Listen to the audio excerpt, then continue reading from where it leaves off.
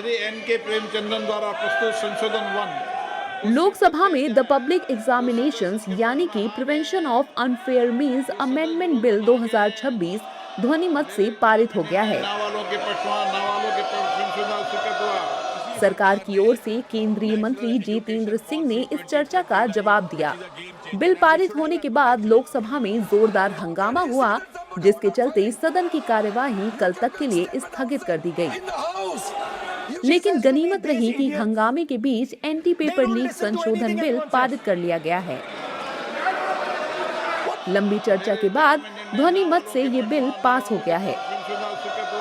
वहीं सीजेपी ने anti paper leak संशोधन बिल पर आपत्ति जताई है।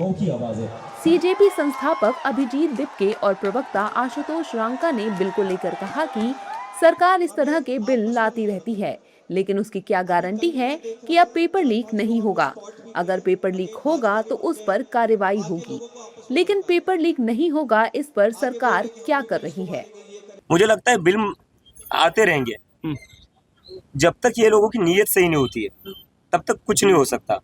बिल रिफॉर्म्स इस देश में कई कानून अच्छे बने हुए हैं, कानून एक से एक बनते हैं इस देश में। पेपर लीक पर फास्ट ट्रैक कोर्ट बैठ के क्या हुआ पहली हियरिंग में, पहली हियरिंग ही पोस्टपोन हो गई क्योंकि सीबीआई का काउंसिल आया नहीं। तो कानून आप कैसे भी बना लो, जब तक उसको इम्प्लीमेंट करने वाले अच्छे नहीं है, तब तक उस कानून का क्या मतलब है। देखिए, इसके जो प्रोविजंस हमने अब तक स्टडी किए हैं, उससे फिर वही चीज़ सामने आ रही है जो हम पहले दिन से बोल रहे थे कि सरकार सिम्टम्स ट्रीट कर रही है, सरकार डिजीज ट्रीट नहीं कर रही है।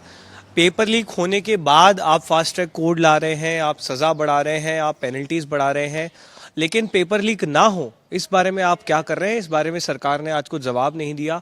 आप किस तरह से जो है हमारे एग्ज़ाम सेंटर्स की सिक्योरिटी इंप्रूव करेंगे, आप किस तरह से हमारे पूरे एग्जामिनेशन प्रोसेस को सिक्योर करेंगे, डिजिटाइज करेंगे, एआई ब्लॉकचेन का इस्तेमाल करेंगे, वेंडर्स को ब्लैकलिस्ट करेंगे, इस बारे में सरकार की तरफ से कोई खास प्रतिक्रिया नहीं आई है।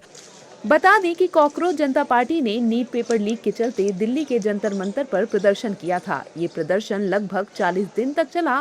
प्रदर्शन में छात्रों की केवल एक ही मांग थी कि शिक्षा मंत्री धर्मेंद्र प्रधान का इस्तीफा हो। प्रदर्शन के दौरान काफी बवाल हुआ।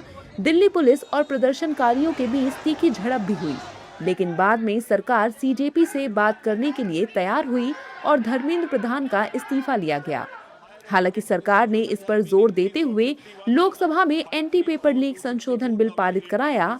अब सीजेपी को इस बिल से दिक्कत होती नजर आ रही है।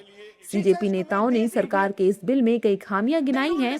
हालांकि विपक्ष ने भी बिल पेश होने के दौरान काफी हंगामा किया है।